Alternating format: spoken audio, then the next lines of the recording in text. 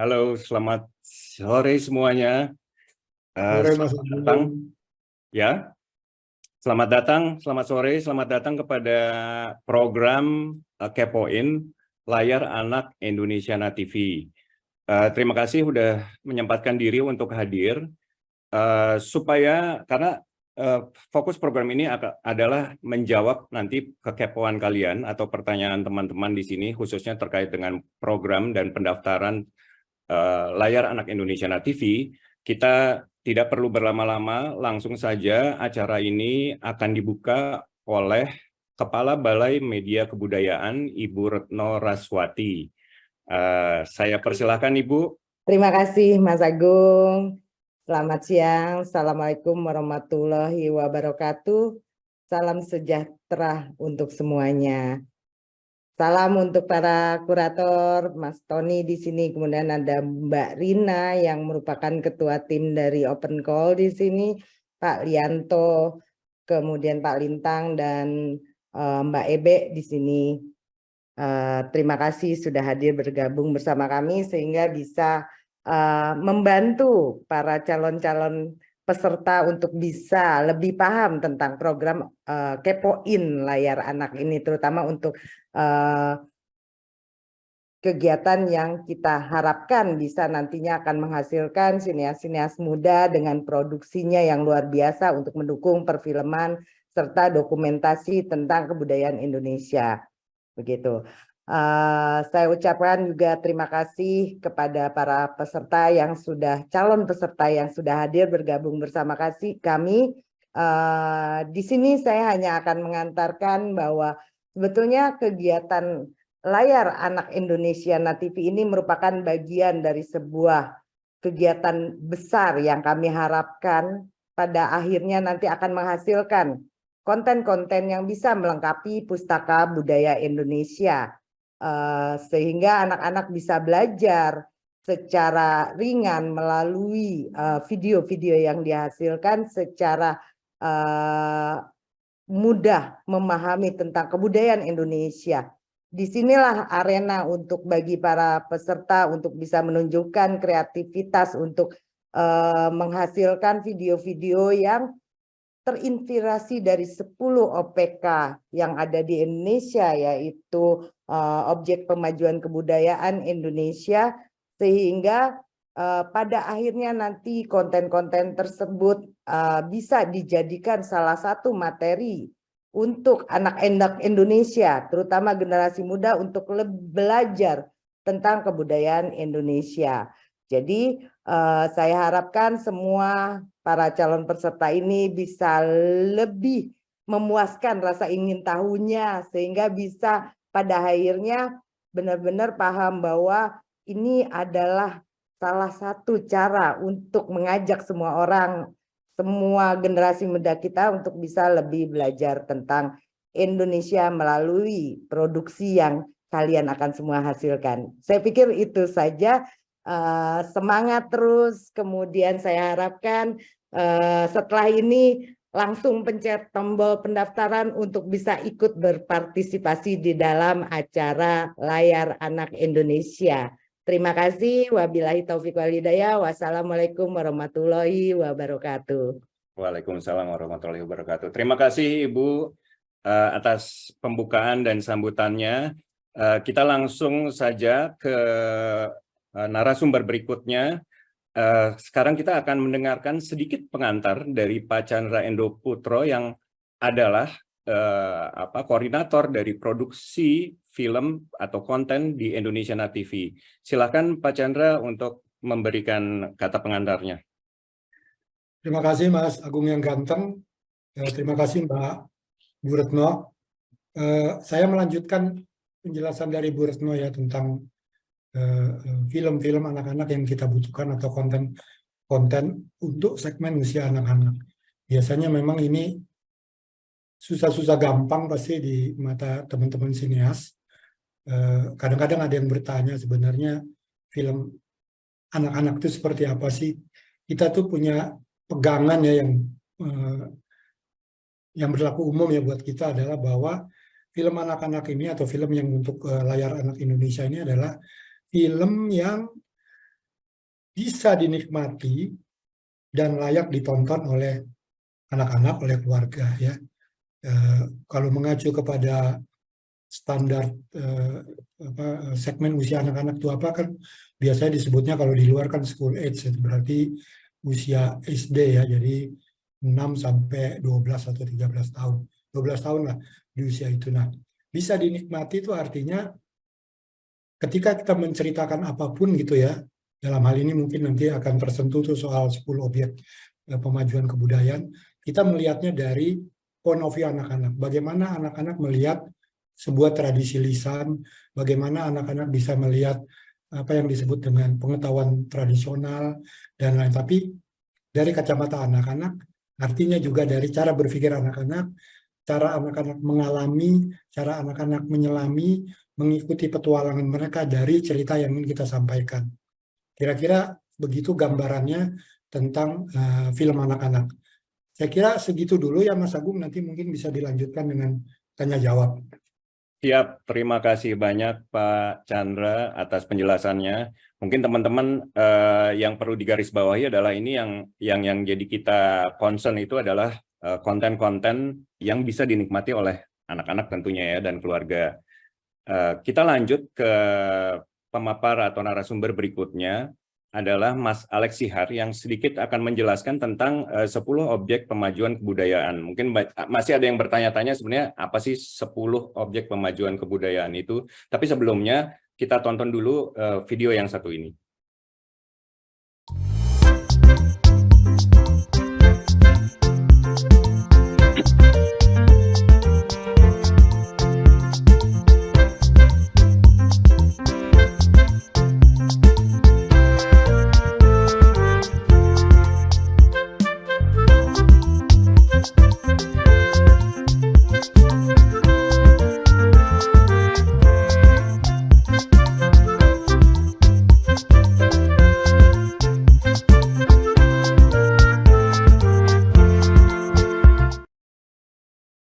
Siap. Kebetulan karena Mas Alex Sihar belum bisa hadir, kita mungkin akan sedikit dipaparkan atau dijelaskan oleh Mas Chandra ya Mas. Silahkan Mas Chandra langsung menjelaskan tentang 10 objek pemajuan kebudayaan. Ya, makasih Mas Agung. Sebenarnya ini bagian dari Mas Alex karena dia itu Bapak 10 UPK Indonesia itu. Tapi saya coba jelaskan ya. Teman-teman sebenarnya bisa googling ya di 10 objek pemajuan kebudayaan itu akan muncul, ada 10, ada tradisi lisan, ada istiadat, ada manuskrip, ada permainan rakyat, olahraga tradisional, pengetahuan tradisional, terus apa lagi ya, seni, bahasa, lalu teknologi tradisional dan ritus atau upacara ritual lah gitu ya. Nah, mungkin beberapa cukup akrab ya, misalnya tentang paling gampang ya begitu permainan tradisional kita tahu lah ya. Terus kita akan dengan mudah gitu untuk bisa membuat cerita atau ide kreatif kita. Nah, kenapa kita memilih 10 OPK ini, singkatannya 10 OPK, karena memang menurut saya ini hal-hal yang namanya juga pemajuan kebudayaan. Jadi hal-hal yang ingin kita majukan, dia biasanya adalah warisan kebudayaan yang kita miliki, lalu kita berusaha ini kita angkat kembali dengan judul yaitu pemajuan kebudayaan. Nah, tadi kembali bahwa kalau permainan rakyat, olahraga tradisional itu mungkin dengan cepat bisalah dapat ide kreatifnya. Tapi mungkin yang menjadi pertanyaan kalau misalnya yang muncul adalah manuskrip. Mau cerita apa ya kalau anak-anak manuskrip gitu ya. Ini sih obrolan lontaran-lontaran siapa tahu menginspirasi. Misalnya gitu ya, ada bocah yang pengen belajar huruf Jawa gitu ya. Kan manuskrip itu berarti tentang tulisan-tulisan atau Bapak Tanah Jawi misalnya, itu bentuk manuskrip ya. Jadi bisa aja misalnya tentang ada anak yang tiba-tiba terinspirasi pengen belajar huruf Jawa karena nggak sengaja menemukan atau membaca buku Bapak Tanah Jawi. Atau mungkin mau ada petualangan gitu ya, ada anak yang tak sengaja menghilangkan buku serat, entah apa judulnya, mungkin tadi lagi Babat Tanah Jawi, milik kakeknya yang itu adalah pusaka simpanan keluarga tuh hilang gitu ya, gara-gara dia atau dititipkan atau diminta diantar ke siapa, entah keteledoran namanya anak-anak terus hilang. Nah, petualangan dimulai.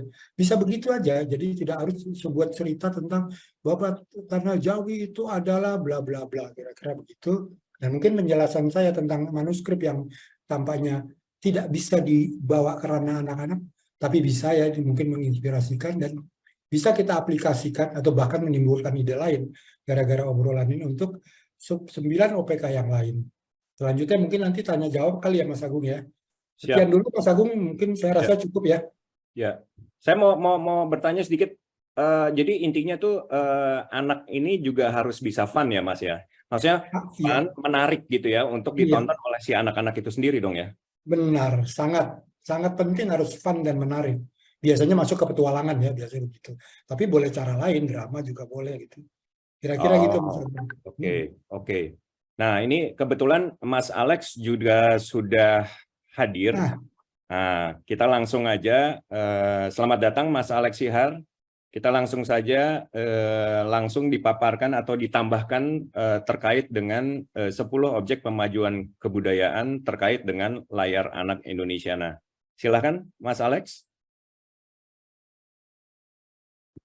Sudah bisakah? Wah, itu profilnya luar biasa. Karena ngurusin 10 objek pemajuan kebudayaan. Tapi kalau misalnya masih belum belum bisa, ada beberapa teknis yang mesti dilakukan. Mungkin kita langsung juga menyambung ke narasumber kita hari ini, yaitu ada Mbak Yulia Evina Bara sebagai kurator kategori fiksi yang juga produser di Indonesiana TV, dan kemudian ada Mas Tony Trimarsanto yang juga produser sekaligus kurator untuk kategori dokumenter. Nah, di sini juga ada Mas Agus Maki yang juga kurator, dan ada Mbak Rina Damayanti, dan kemudian ada Mas Lianto. Pokoknya semuanya ada di sini, siap untuk menjawab pertanyaan teman-teman sekalian. Selamat datang Mbak Ebe sama Mas Tony.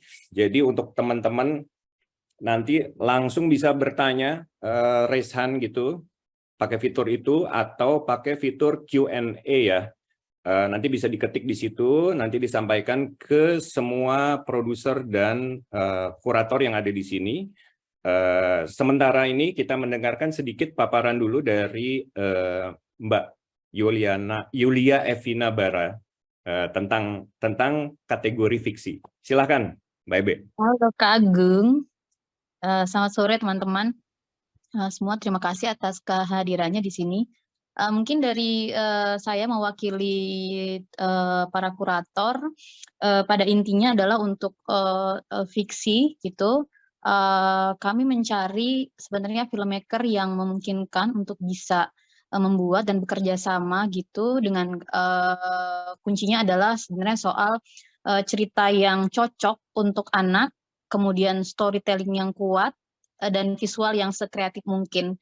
Mungkin cuma itu sih Mas Agung, cukup di situ gitu, nanti kita bisa ngobrol-ngobrol lagi. Tapi mari kita bikin sesimpel itu supaya juga biar nggak berat-berat gitu ya. Jadinya nanti bisa fun juga mengerjakan ini gitu. Oke, silakan Mas Tony. Siap, berarti langsung nanti fokus di tanya jawab ya Mbak Ebe ya. Silahkan Mas Tony. Ya, terima kasih Mas Agung. Selamat sore teman-teman semua. Jadi kalau untuk kategori dokumenter sendiri yang kita cari adalah bentuk-bentuk atau ide-ide tentang film dokumenter yang akan berkait dengan 10 OPK, tetapi mungkin dalam bayangan teman-teman itu agak sulit bagaimana menghubungkan anak dan isu 10 OPK tadi. Nah, ketika teman-teman pikirannya lebih ke film dokumenter itu sangat harus ada narasumbernya, harus ada pakarnya, tentu itu akan menciptakan satu mungkin jalan buntu dan lain-lain. Tapi yang pasti kami menunggu ide teman-teman bahwa ide yang akan kami terima dalam kategori dokumenter itu adalah bagaimana ide itu bisa dipahami dalam bahasa anak-anak, lalu bisa meminjam bahwa anak bisa sebagai pelaku, juga bisa meminjam perspektif anak untuk bercerita. Tentu akan sangat banyak sekali lah ketika kita bahwa program ini adalah ingin mengangkat kembali apa yang ada di sekitar teman-teman. Sekedar contoh, kita pernah punya dokumenter Anak Seribu Pulau ataupun Pustaka Anak Nusantara yang memang dikemas dalam bahasa yang sangat sederhana, sangat dokumenter, sangat informatif, sangat gembira, ringan seperti itu. Mungkin dari saya itu dulu, Mas Agung, nanti kita lanjut dengan tanya jawab. Terima kasih. Siap, terima kasih Mas Tony atas sedikit paparan singkatnya, juga Mbak Ebe.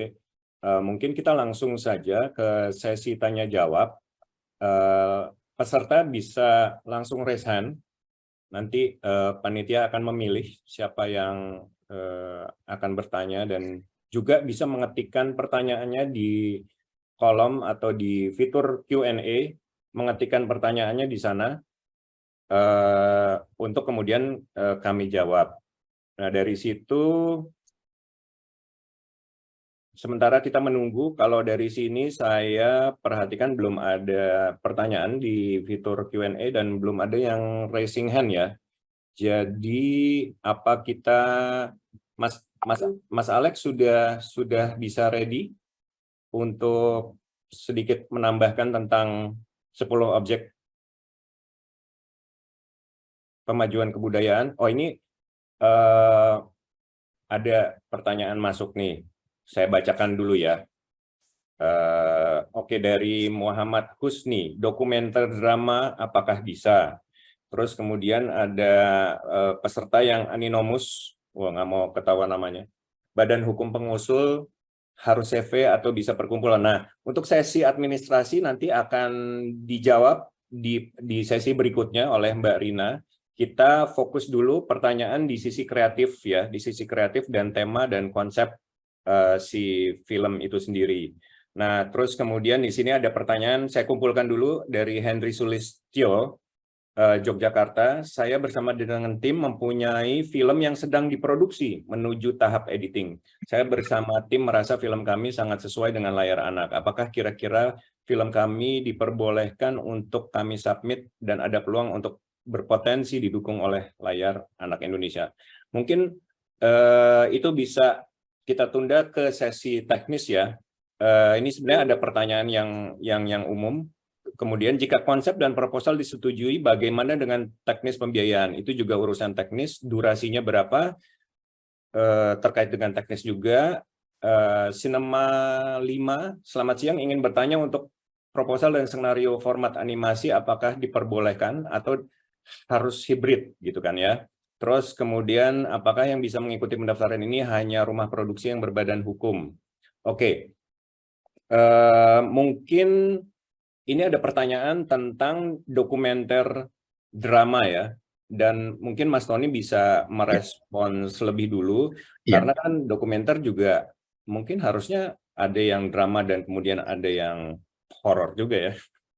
Oke, silakan. Ya, terima kasih atas Mas penanya. Sebenarnya kalau kita punya ide ya, mau ide tentang dokumenter itu mau dikemas dalam bentuk apapun sih pasti akan menarik ya, pasti bisa ya.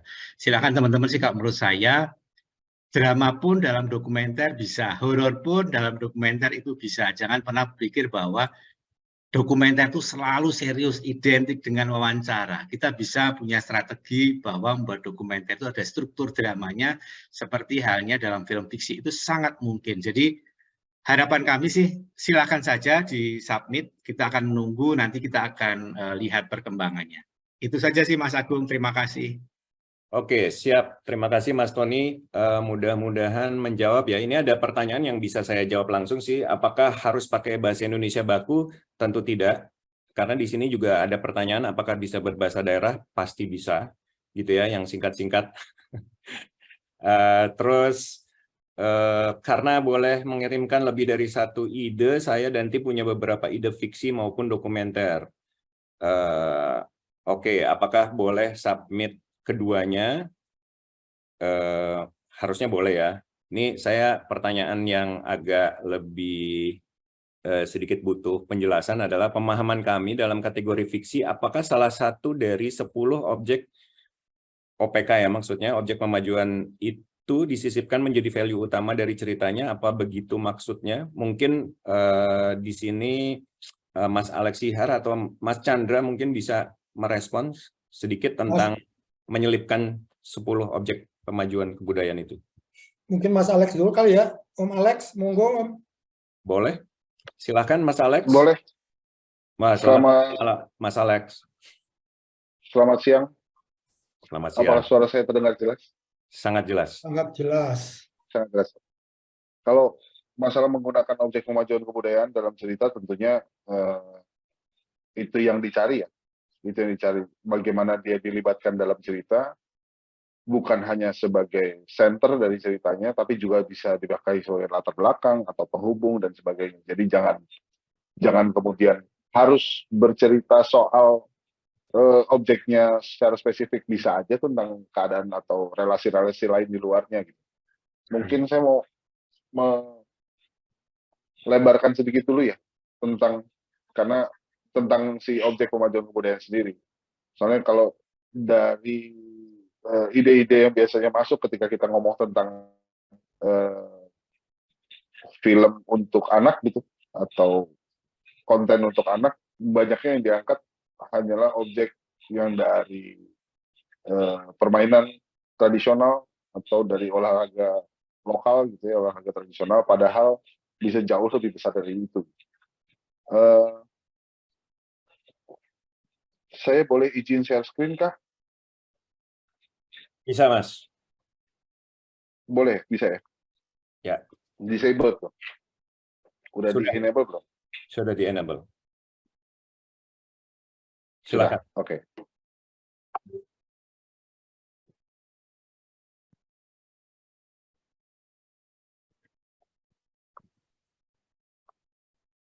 Nih, Mas Alex, sedikit nih ada pertanyaan singkat. Kalau narasumber dokumenter punya tato, boleh nggak ditampilin? Bertanyanya, saya malah bertanya, yang menyebabkan nggak boleh, kenapa ya? Nah, itu. Oke. Tentunya boleh, tato kan bagian dari budaya.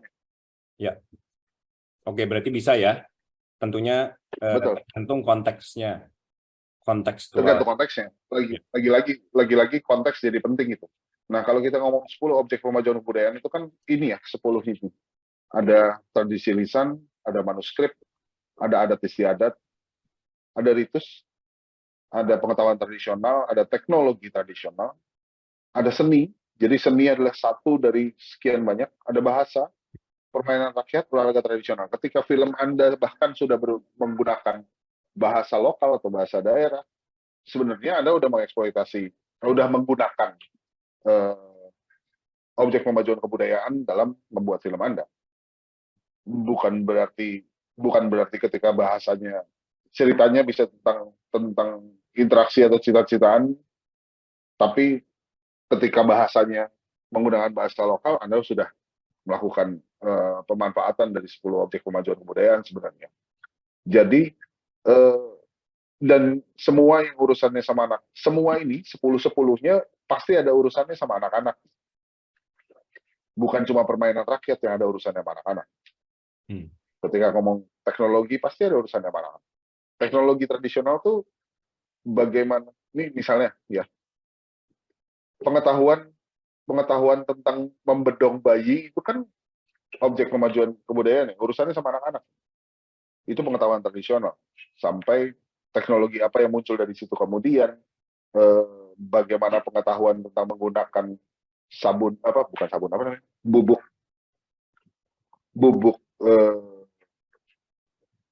pendingin untuk daerah-daerah yang panas, bagaimana digunakan di muka, itu bagian dari pengetahuan tradisional yang ada di Indonesia. Cerita-cerita itu bisa muncul sebagai bagian dari cerita yang Anda ceritakan dalam film, maupun sebagai sentra utama yang Anda ceritakan dalam film.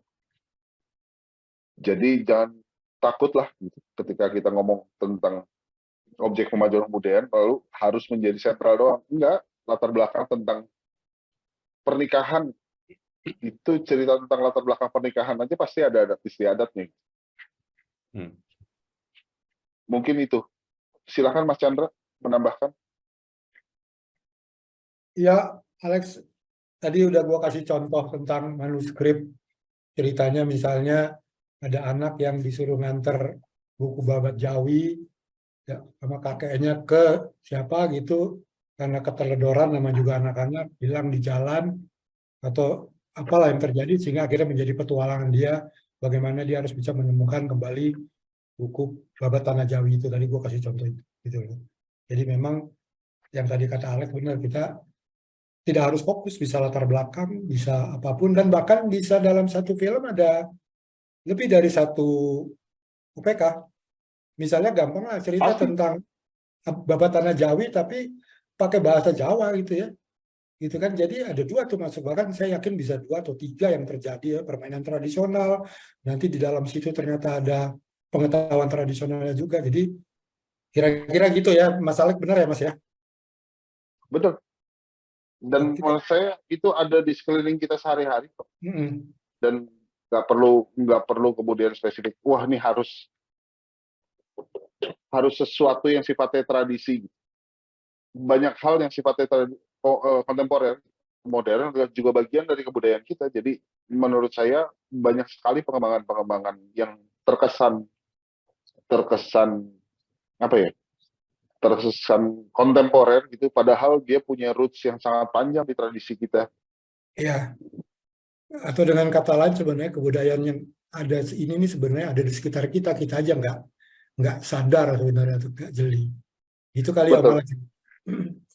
Ya, ya sesederhana tadi Mas Chandra memilih untuk filmnya keseluruhannya pakai bahasa ngapak-ngapak aja kan udah bagian dari eksploitasi objek pemajuan kebudayaan ya. Iya benar. Dari saya segitu Mas Agung. Ya, siap. Ya Mas Agung, terima ya. kasih. Sama-sama, terima kasih Mas Alex dan Mas Chandra. Ini mungkin karena mumpung lagi Mas Chandra dulu, saya melanjutkan pertanyaan ini dari, sebentar, terkait dengan animasi Pak Chandra. Dia ini dari Cinema 5, senario format animasi apakah diperbolehkan atau diharuskan hibrid? Mungkin ada jawaban khusus untuk ini? Boleh animasi, hibrid juga boleh. Tapi untuk animasi memang dia ada perlakuan khusus ya. Kita hanya menerima konsep animasi yang secara pre-pro-nya dia sudah minimal sampai kepada desain karakter dan desain visual. Bahkan kita akan lebih suka lagi kalau asetnya sudah jadi.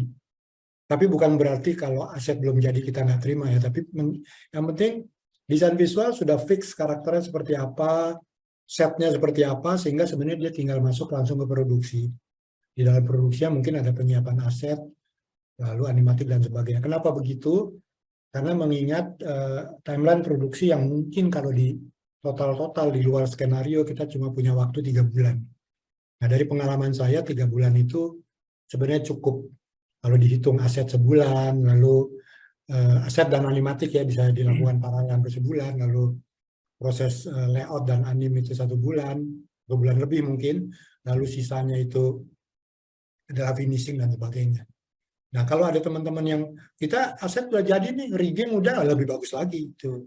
Kira-kira gitu jawabannya. Ya. Kalau tadi udah ada yang proses editing tuh gimana tuh?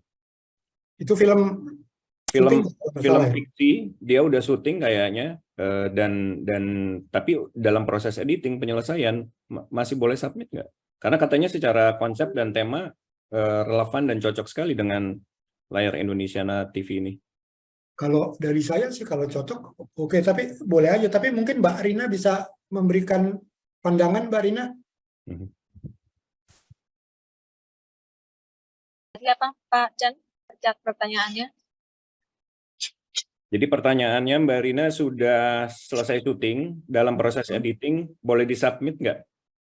pertama-tama kita tetap akan melihat konsepnya ya. Kalau memang ternyata memenuhi persyaratan kita, artinya secara cerita juga menarik, ide ceritanya, kemudian juga terkait dengan 10 OPK, kemudian secara pembiayaan juga sesuai gitu. Artinya kita akan kembali pada persyaratan.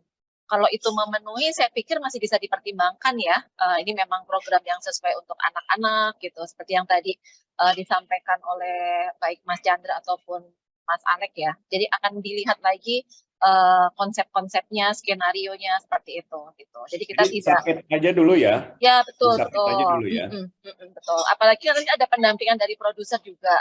Kalau memang nanti ada pendampingan, ada masukan dan juga bisa menerima masukan-masukan dari tim Indonesiana, saya pikir masih bisa dipertimbangkan sih gitu. Ya, oke, siap. Kemudian ini mumpung ada Mbak Rina dan Mbak Ebe juga, ini ada pertanyaan yang bisa direspons juga adalah kalau mau mengangkat film dokumenter berkisah anak-anak pesisir, ada Mas Tony juga nih, terus tentang kesenian, kearifan lokal, namun ada latar belakang korban kekerasan orang tua dan broken home gitu. Itu sebagai sebuah tema mungkin dari Mbak Rina, Mbak Ebe dan Mas Tony bisa merespons. Oke, mungkin sedikit informasi ya kalau kita baca tentang persyaratan sebuah film mendapatkan kategori semua umur, itu salah satunya adalah tidak mengandung unsur kekerasan gitu. Jadi kan seperti yang tadi disampaikan ya bahwa program ini untuk anak yaitu usia 7 sampai 12 tahun. Nah, persyaratan untuk mendapatkan klasifikasi itu adalah tidak mengandung unsur kekerasan. Nah, ini kalau tadi pesan kekerasan ini baik verbal ataupun non verbal itu tidak diperbolehkan. Jadi kembali lagi nanti karena semua film hasil program layar Indonesia anak ini adalah harus mendapatkan sertifikasi semua umur, jadi mungkin persyaratan-persyaratan itu akan menjadi pertimbangan. Itu mungkin dari saya, kalau yang lain menambahkan silakan. Ya, Mbak Ebe.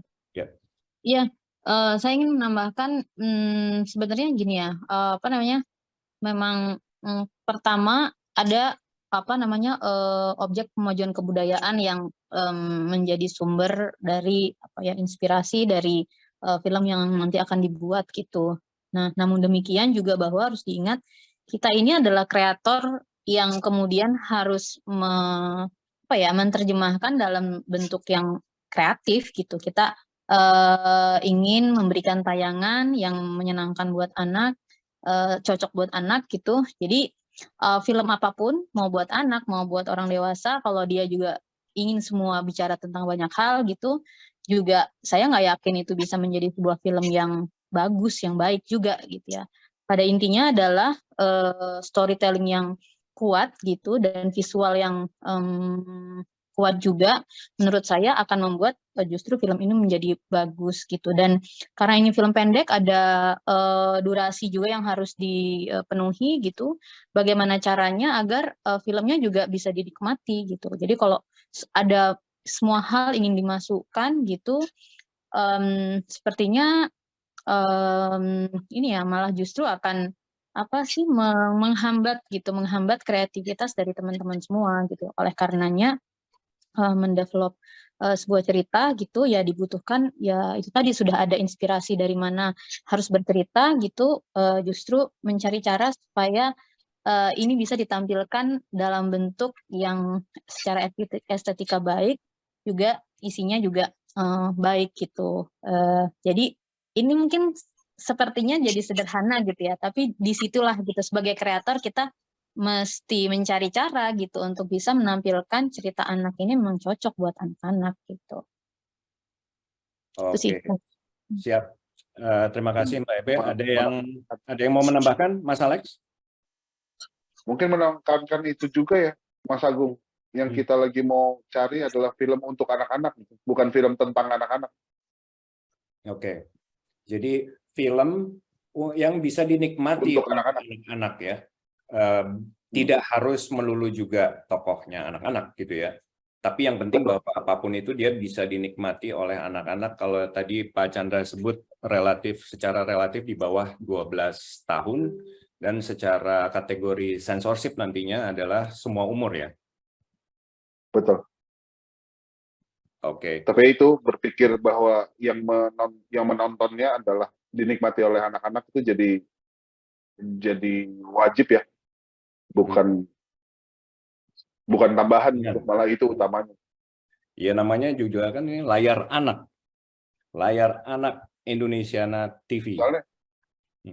Soalnya begitu kita ngomong film anak tuh banyak juga yang berperspektif bahwa filmnya yang harus diperankan oleh anak-anak, kan bukan itu ya. Oke. Ya. Yang celakanya terjebak bikin film diperankan oleh anak-anak tapi tidak bisa dinikmati oleh anak. Itu lebih bahaya lagi. Nah itu dia. Gitu. Lebih bahaya. Intinya dinikmati, bisa ditonton dan dinikmati oleh anak-anak. Siap. Ini banyak sekali sebenarnya pertanyaan untuk sesi berikutnya nanti terkait dengan teknis, badan hukum, dan administrasi. Kita masih berfokus dulu di sesi pertanyaan terkait dengan kreatif. Dan tentunya pertanyaan kreatif ini jawabannya adalah sekreatif mungkin ya. Sekreatif mungkin, pagarnya adalah tentunya adalah si tadi film yang bisa dinikmati oleh anak-anak. Bisa dokumenter, bisa animasi, bisa fiksi, bisa hibrid ketiganya kalau memang punya inovasi dan idenya, dipersilahkan saja. Dan tentunya 10 objek, kalau saya sendiri sih memahaminya 10 objek pemajuan kebudayaan ini pada akhirnya mencakup atau merangkum segala hal terkait seni, budaya, tradisi, adat yang ada di Indonesia ya. Jadi ketika kita mengangkat apapun yang ada di sekeliling kita sebagai warga negara Indonesia pasti menyangkut salah satu tema atau 2 tema dari itu. Kemudian saya coba bacakan lagi pertanyaan ini karena sepertinya teman-teman lebih suka ngetik ya daripada bertanya langsung. Jadi saya harus baca dulu semuanya. Pertanyaan tentang teknis, persyaratan, nanti ada sesinya khusus dan ada link juga ke media sosial dan websitenya layaranakindonesiana.tv, bisa di-browse di Google ya. Teman-teman nanti bisa di-share juga dari ini linknya ya di akhir acara. Oke. Ini sekarang kita mau menjawab lagi tentang pertanyaan yang terkait dengan kreativitas ya. Ini Mas Tony ini ada pertanyaan tentang dokumenter. Pertanyaannya adalah kalau misalnya film dokumenternya tidak ada gambar atau visualisasi dari tokoh utamanya atau narasumbernya, itu memungkinkan nggak ya Mas? Ya, kembali lagi bahwa film ini nanti bisa dengan nyaman ditonton oleh anak-anak. Jadi harapannya sih bagaimana tontonan itu dikemas secara kreatif, apakah narasumbernya itu muncul ataupun tidak, ketika dia membuat kenyamanan untuk ditonton ya tidak apa-apa sebenarnya. Namun harus ada dipahami juga bahwa tontonan ini ingin menyasar semua umur ataupun anak-anak ya. Jadi paling tidak itu menjadi satu pegangan dulu lah sebelum teman-teman nanti masuk ke proses-proses pilihan-pilihan angle-angle yang lebih detail di dalamnya. Itu Mas Agung. Ya, siap. Ini terima kasih Mas Tony atas jawabannya. Ini ada pertanyaan yang menarik sebenarnya terkait dengan kekerasan ya. Ini pertanyaannya, apakah kesenian silat itu yang merupakan bela diri itu termasuk kategori kekerasan yang tidak lolos untuk semua umur? Atau gimana tuh? Siapa yang mau menjawab? Kayaknya Mas Lianto kali ya, karena kan Mas Lianto bisa mewakili kacamata dari LSF melihat isi dari klasifikasi semua umur. Mungkin dari Mas Lianto bisa melengkapi. Silakan Mas Lianto. Mas Lianto bisa bantu untuk menambahkan atau merespons dari perspektif kekerasan dalam adegan bela diri ya, kesenian silat khususnya. Atau mungkin Mas Tony mau menjawab dulu? Ya, yang pasti sih ketika konteksnya bahwa kekerasan itu bagian dari budaya, itu harus dipahami sebagai sebuah budaya ya, bukan tindakan kekerasan brutal yang selama ini kita lihat. Itu jadi harus kita lihat konteksnya dulu. Dia bagian dari kebudayaan kita sehari-hari dan memang sudah ada turun-temurun.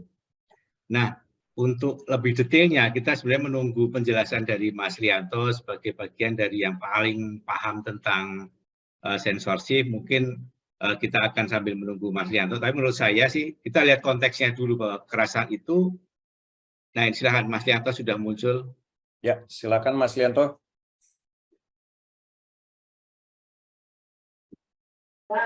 Oke, baik, terima kasih. Kalau melihat perspektif kekerasan dari kacamata sensor, yang pertama memang unsur-unsur konteks itu penting ya untuk kawan-kawan sampaikan dalam bentuk penceritaan. Nah, yang kemudian secara physically adalah unsur kekerasan itu ya dia menekan secara psikologis ya, ada batasan-batasan ambang psikologis yang kalau toh memang kita mentreatmentin untuk anak, nah itu tampaknya jelas. Jangankan dalam bentuk physically ya, tapi verbalitas saja di dalam acara program-program yang dikhususkan untuk anak itu juga mohon maaf sudah bisa masuk kategori kekerasan. Nah, ini yang kadang-kadang tidak kita sadari ya, umpatan-umpatan candaan di wilayah-wilayah budaya tertentu, tapi dalam konteks nasional mungkin malah itu sudah bisa dikategorikan kekerasan. Artinya ada candaan-candaan verbal yang mungkin secara psikologis itu sudah menampakkan ketersinggungan. Nah, ini juga harus diperhatikan oleh kawan-kawan bahwa apalagi memang seperti Mas Alek tadi bilang, penikmat utamanya itu kalau kategori semua umur itu dia anak. Jadi bahwa orang remaja, dewasa, kemudian orang tua menikmati malah itu bonusnya. Tapi ambang psikologisnya itu anak-anak merasa aman, nyaman, dan tidak lupa adalah misi edukasi ya. Selalu ada misi edukasi, misi pembelajaran bagi anak setelah dia mendapat tontonan yang sudah dia nikmati. Seperti itu, Mas Agung.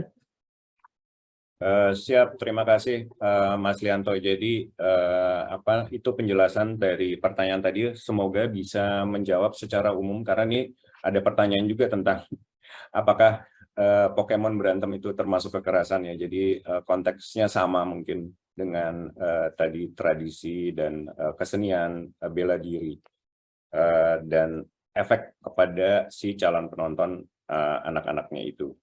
Oke, ini sebentar ada pertanyaan lagi dari atendi yang bertanya, Andi Burhamzah. Silakan Mas Andi. Silakan bertanya langsung.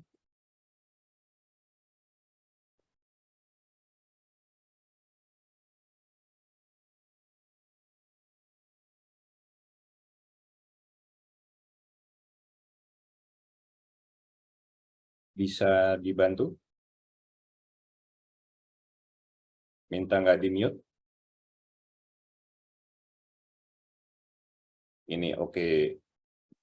Coba saya bantu.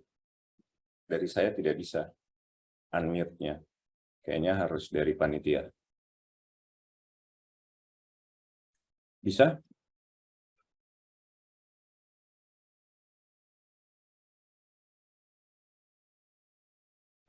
Sebentar ya. Sudah di-unmute katanya. Silahkan Mas Andi Burhamzah.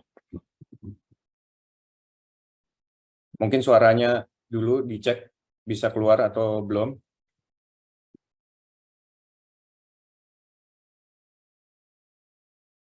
Oke, kalau gitu kita ke pertanyaan berikutnya dulu ya. Ini kemudian ada pertanyaan yang menarik dari Dilivio Adani. Pertanyaannya ke semua orang. Semisal senario film saya membawa cerita yang berhubungan dengan anak kecil, yang bekerja sebagai penambang untuk membantu keuangan orang tuanya. Apakah aman untuk diceritakan dalam film kategori semua umur? Mungkin Mbak Ebe dulu. Mbak Ebe? Gimana tadi Mas Agung? Jadi kisahnya tentang anak kecil yang bekerja sebagai penambang untuk membantu orang tua. Apakah aman untuk ditonton oleh anak atau kategori semua umur? Aduh, mungkin Mas Lianto ya mungkin yang bisa menjawab itu. Kalau saya rasa kalau apa namanya itu tadi udah jelas juga apa ya untuk usia anak itu apa-apa saja gitu loh, maksudnya kalau menurut saya sih ya bisa aman-aman aja gitu, tapi tergantung juga nanti akan divisualkan dalam bentuk yang seperti apa gitu. Sebenarnya konteksnya ya, konteks dan visualisasinya gitu ya Mbak Ibe ya. Iya, karena apa namanya, misalnya ya kayak waktu kecil gitu, apa namanya kayak banyak sekali memang kita yang misalnya kayak saya tinggal di desa gitu, waktu kecil ikut berkebun gitu dengan keluarga, cengkeh gitu. Nah, apakah itu juga bermasalah? Maksudnya itu tuh sesuatu yang hidup ada berkembang di apa namanya di sekeliling kita ya gitu. Memang real adanya seperti itu gitu. Kalau dilihat dari konteks apakah itu menjadi buruh anak gitu-gitu juga jadi debatable dan panjang gitu. Tapi menurut saya itu pasti akan kembali kepada bagaimana kita bercerita, terus kemudian nanti akan divisualkan seperti apa. Nah, kalau dari sisi apa namanya nanti akan disubmit ke sebelum tayang ke lembaga sensor film gitu misalnya, saya pikir mungkin Mas Lianto bisa menjawab, tapi di situ juga sudah ada sudah ada batasan-batasan ya, misalnya tidak ada kekerasan dan yang lain-lainnya gitu sih. Oke, siap. Terima kasih. Ada yang mau menambahkan selain Mbak Ebe? Saya boleh menambahkan mungkin? Silakan, Mas Agung. Ya, kayaknya silakan. konteks jadi sangat penting ya, gitu. Jadi maksudnya jangan kemudian dibuat generik gitu bahwa wah kekerasan nggak boleh ya. Konteks jadi penting. Kenapa kekerasan itu ada, tujuannya diceritakan seperti apa, lalu secara visual akan ditampilkan seperti apa. Itu kan jadi penting sebenarnya dalam kita bercerita. Begitupun tadi gitu. Cerita tentang anak yang penambang ya, sebenarnya mau ceritanya soal apa gitu? Soal pekerjaan dia, soal bagaimana dia tersiksa sebagai buruh anak, atau mau cerita tentang apa? Karena itu yang bisa mengarahkan, sebenarnya ini film kontekstual buat anak-anak apa enggak. Jadi konteksnya jadi penting ya, konteks ceritanya dan bagaimana dia divisualkan. Ya, karena memang di sini masih juga banyak pertanyaan ya terkait dengan tokoh anak ya. Artinya seperti yang tadi sudah disampaikan oleh Mas Alex sama Pak Chandra juga, bahwa filmnya bisa dinikmati oleh anak, bukan berarti tokohnya harus anak-anak, apalagi tokohnya anak, terus kemudian tidak bisa ditonton atau dinikmati oleh anak-anak. Dan kecenderungan mungkin dari beberapa pertanyaan di sini sebenarnya kan maksudnya dramatisasi seakan-akan gitu ya, ada kecenderungan dramatisasi dari penderitaan hidup anak-anak gitu ya, kira-kira begitu. Dan di luar dari konteksnya saya juga ingin menambahkan sebenarnya perspektif melihatnya gitu. Kalau itu hanya jadi latar belakang terus kemudian ceritanya dia penambang tapi terus nemuin berlian, nemuin sebuah buku atau aset cagar budaya, dan kemudian dia terjebak ruang dan waktu, dan kemudian dia mengalami imajinasi pembangunan Candi Borobudur, mungkin akan jadi berbeda dari sekedar cerita yang selama durasi filmnya berfokus kepada penderitaan menjadi buruh kerja, kalau kata Mbak Ebe tadi ya. Kira-kira gitu ya. Ya, tapi kan itu juga masalah menerjemahkan ya, gitu ya Mas. Mas Agung. Misalnya tidak banyak yang sadar gitu bahwa sebenarnya film Pokemon adalah cerita tentang tuyul. Sama persis loh. Maksudnya sama persis loh. Bagaimana tuyul itu digendong kan di belakang, dibawa kemana-mana, diadu satu sama lain, bekerja tentang orangnya. Kemudian, tapi pengetahuan tradisional Jepang itu kemudian diterjemahkan menjadi cerita anak-anak yang seru gitu. Itu kan kemampuan menerjemahkannya juga ya. Ya. Pokemon kemudian tidak muncul menjadi sebuah film horor. Ya. Tapi asal-usul ceritanya tuh sama, pengetahuan tradisional tentang tuyul kok di Jepang. Ya, dan begitu banyak sebenarnya ya cerita rakyat juga yang kita miliki gitu ya. Cerita rakyat. Betul, sangat banyak. Apapun yang bisa diangkat sebenarnya ya. Nah, banyak hal yang urusannya sama apa ya? Pengetahuan tradisional soal itu ya. Tuyul, setan, segala macam keangkeran itu oleh para penulis kita, oleh para sutradara kita gitu, itu diterjemahkannya menjadi horor. Ya. Padahal banyak juga yang bisa diterjemahkan menjadi sesuatu yang seru ya. Maksudnya ya kayak tadi, bagaimana Jepang bisa menerjemahkan cerita tuyul menjadi Pokemon, atau Amerika bisa bercerita tentang hantu yang baik hati yang selalu menolong manusia gitu. Casper. Ya. Casper kan nggak jadi film horor, jadi film anak-anak. Ya.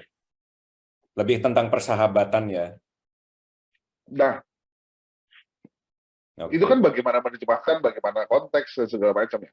Dan jelas itu soal OPK, pengetahuan tradisional. Iya.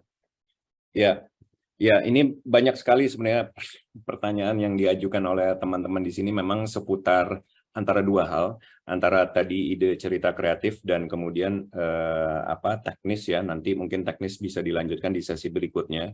Dan karena ini memang waktunya sangat terbatas, mungkin satu pertanyaan yang boleh dijelaskan terkait dokumenter oleh Mas Tony Primarsanto gitu ya.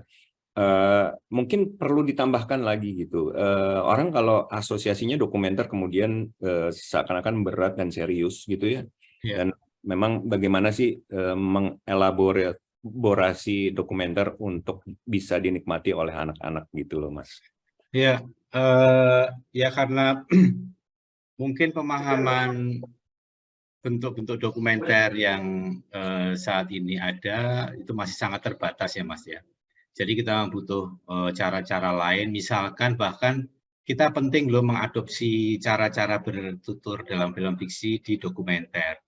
Contoh misalkan seorang anak yang belajar tentang tenun. Dia ingin belajar tenun dari ibunya. Sekali belajar dia gagal, kedua gagal, ketiga mulai berhasil dan akhirnya berhasil. Secara dokumenter peristiwanya ada. Seorang anak yang hidup dalam kultur keluarga membuat tenun. Nah, drama pola-pola bercerita seperti ini, soal bentuk, lalu pendekatan, treatment itu sebenarnya yang penting untuk ditonjolkan sih dalam dokumenter supaya dokumenter itu tidak kesannya itu satu hal yang produk yang membosankan. Karena takutnya ada ketakutan bahwa dokumenter itu harus ada wawancaranya, harus ada narasumbernya seperti itu. Sementara ada banyak sekali cara-cara kreatif dalam bercerita di dokumenter. Dan itu sudah sangat-sangat lazim lah. Banyak yang teman-teman lakukan juga. Itu sih Mas Agung. Ya, oke, siap. Terima kasih banyak atas penjelasannya para narasumber, Mas Tony, Mas Alex, Mbak Ebe. Kita sepertinya harus move on, lanjut ke sesi berikutnya terkait dengan pertanyaan-pertanyaan yang bersifat administratif atau teknis. Seperti tadi sebenarnya ada pertanyaan juga kayak kalau durasi yang diminta adalah 12 menit, bisa nggak ya dipecah jadi 3 film pendek yang 4 menit gitu ya. Mungkin itu teknis juga ya, kreatif tapi teknis juga. Mungkin nanti langsung di sesi berikutnya bersama Mbak Rina Damayanti yang adalah koordinator dari program Open Call Layar Anak Indonesia TV ini. Silakan Mbak Rina, mungkin sedikit ada paparan dulu. Ya. Kami persilakan. Oke, thank you Mas Agung dan teman-teman semuanya. Terima kasih sudah datang sore ini. Ini rame banget, ada 160 lebih gitu. Kita juga senang banget, artinya memang banyak teman-teman yang berminat untuk mengirimkan proposal filmnya, dan juga sudah banyak pertanyaan yang memang terkait dengan teknis ya, tadi yang sudah disampaikan sama Mas Agung, ada yang nanya soal legalitas, ada yang nanya soal biaya, kemudian juga soal waktu, dan lain-lain. Jadi ini yang saya mau sampaikan di sini sekilas gitu, saya izin share screen ya. Siap. Oke. Jadi apa syarat dan ketentuannya? Jadi sebenarnya teman-teman kalau ngeklik layar anak.indonesiana.tv ini sebenarnya sudah ada di situ semuanya, dan mungkin juga teman-teman yang sore ini hadir barangkali juga sudah membaca ya persyaratannya, dan mungkin akan diklarifikasi atau kita bahas sama-sama di sore ini. Pertama-tama tentunya formulir, dan yang kedua, poin yang kedua ini adalah memiliki badan usaha bidang perfilman dalam bentuk PT atau CV. Nah, buat teman-teman yang sore ini bergabung, kita dari Indonesiana TV mengconsider untuk memberi kesempatan lebih banyak lagi legalitas yang bisa ikut, yaitu berbentuk yayasan atau komunitas selama sudah memiliki badan hukum. Nah, ini juga buat teman-teman yang sore ini bergabung ya, ini kita benar-benar baru menginfokan di sore ini gitu. Kalau yang apa namanya di official kita atau yang sudah kita publish melalui sosial media baru di bidang PT atau CV aja. Tapi banyaknya animo, banyaknya pertanyaan-pertanyaan, sehingga di beberapa hari yang lalu kita memutuskan, oke, berarti yang berbentuk yayasan dan komunitas boleh ikut selama sudah memiliki badan hukum. Ini sesuatu yang mungkin buat teman-teman yang tadi bertanya, ini adalah poin yang mudah-mudahan semakin menambah kesempatan teman-teman untuk menyiapkan atau mengirimkan proposalnya. Yang kedua atau yang berikutnya adalah rekam jejak produksi minimal 2 film, baik tim inti maupun lembaga. Tim inti itu ada 3, yaitu sutradara, produser, dan penulis skenario, itu minimal. Tapi kalau teman-teman mau mengirimkan mungkin editornya atau kameramennya, itu akan lebih bagus lagi. Tapi minimal 3 itu yang kita meminta pengalaman 2 film. Ini juga tadi saya juga sudah ada penanya ya, kalau belum pernah gimana, kan kita juga pengen ini menjadi kesempatan pertama gitu. Intinya teman-teman boleh aja tetap mengirimkan ya. Mungkin juga teman-teman bisa mengemix, misalnya kalau sutradaranya belum pernah, barangkali penulis skenarionya sudah berpengalaman, atau produsernya belum pernah dikolaborasikan dengan sutradara yang sudah berpengalaman. Kenapa hal ini menjadi penting? Karena kita ingin semua hasil output yang nanti ditayangkan di Indonesiana TV itu memang benar-benar bagus ya. Kita ingin program-program yang tayang di Indonesiana TV ini mampu bersaing gitu dengan OTT-OTT yang meriah ada di baik nasional ataupun bahkan internasional. Jadi kita ingin kualitasnya itu memang bagus, sehingga memang persyaratan minimal 2 film ini pun menurut kita sudah sangat memadai lah ya, baik dari lembaga ataupun juga rekam jejak teman-teman yang dikirimkan di sini gitu. Karena kita juga memperhitungkan rekam jejak juga, kalau misalnya teman-teman punya CV sudah banyak gitu, mungkin bisa dipilah-pilah atau dipilih-pilih yang disampaikan yang memang benar-benar bisa menjadi bahan pertimbangan dari teman-teman para kurator. Yang berikutnya adalah pitch deck atau proposal kreatif. Ini adalah proposal yang singkat, jelas, padat, yang membuat kita benar-benar bisa dengan mudah, oh ini menarik, oh ini belum pernah atau belum pernah diangkat gitu. Nah, tentang pitch deck atau proposal kreatif ini juga sudah ada di laman websitenya kita. Teman-teman bisa lihat di situ apa-apa aja. Nah, tadi juga ada pertanyaan, kalau belum punya skenario gimana gitu. Nah, ini juga sudah saya bold, saya underline. Jadi skenario atau minimal draft 1 ini bisa disusulkan gitu. Jadi kalau deadline kita adalah 16 Mei, teman-teman bisa segera mengupload proposalnya, nanti skenario bisa disusulkan. Kenapa sebenarnya kita juga mempertimbangkan skenario ini ya, walaupun dikirimkan menyusul, karena kita juga ingin proposal ini teman-teman sudah lebih siap gitu di dalam menyusun film, dan juga karena kita punya keterbatasan waktu produksi, tadi juga sudah ada pertanyaan nih, waktu produksinya seperti apa? Film-film yang ikut serta di dalam program ini harus bersedia atau sanggup menyelesaikan produksi filmnya sampai akhir Oktober. Sehingga memang kalau kita berasumsi kalau teman-teman sudah punya skenario walaupun draft 1, ini memungkinkan sekali dengan waktu yang pendek ini bisa merealisasikan karya filmnya gitu. Kemudian juga daftar rencana pemain disertai profil singkatnya ini juga menjadi bahan pertimbangan karena alangkah baiknya kalau misalnya di dalam film ini pun para pemainnya itu juga sudah punya pengalaman sebelumnya gitu, karena tentunya ini bisa menambah kualitas dari unsur-unsur dalam filmnya itu sendiri gitu. Kemudian untuk yang pitch deck kategori dokumenter itu hampir sama, tetapi ini ada yang saya highlight yang dikotakin warna kuning, itu disebutkan bahwa disertai data riset foto yang menyangkut lokasi, tokoh atau karakter, dan juga persetujuan dari subjek atau tokoh yang akan dilibatkan dalam karya. Nah ini juga menjadikan dasar atau pertimbangan bahwa memang dokumenter ini sudah matang gitu ya, sudah punya bahan-bahan dari riset ini. Ini juga kembali lagi karena waktu produksi yang sangat pendek, sehingga kalau sudah melakukan riset kita berasumsi dengan waktu yang pendek ini masih mungkin diproduksi gitu. Dan juga persetujuan dari subjek atau tokoh. Takutnya kalau kita udah terpilih ternyata subjeknya tidak menyetujui atau berhalangan atau keberatan gitu. Ini juga sangat penting. Semua item-item ini bisa dilihat di websitenya kita atau di sosial media juga. Kemudian boleh mengirimkan lebih dari satu proposal. Nah ini juga kesempatan ya, teman-teman boleh mengirimkan baik yang dokumenter, fiksi, semuanya boleh tanpa batasan. Bahkan kita juga sudah menerima ada satu komunitas yang mengirimkan 3-5. Nah ini juga sudah ada yang masuk gitu ya, silahkan aja. Kemudian poin berikutnya adalah biaya produksi maksimal 120 juta sudah termasuk pajak-pajak. Pajak-pajak di sini artinya PPN dan PPh. Dengan hitungan kasar itu kira-kira biaya produksi itu di angka 100 juta dengan PPN 11% dan juga PPh menyesuaikan dengan peraturan perundangan yang berlaku. Totalnya adalah 120 juta.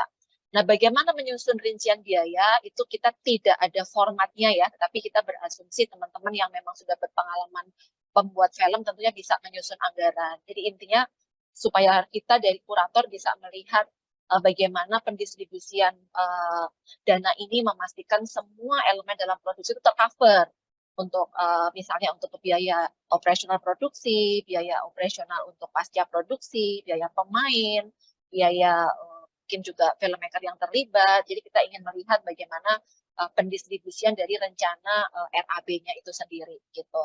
Karena nanti di akhir program sebagai bentuk delivery atau deliverable dari kerjasama ini selain film dan persyaratan administrasi juga membuat laporan keuangan gitu.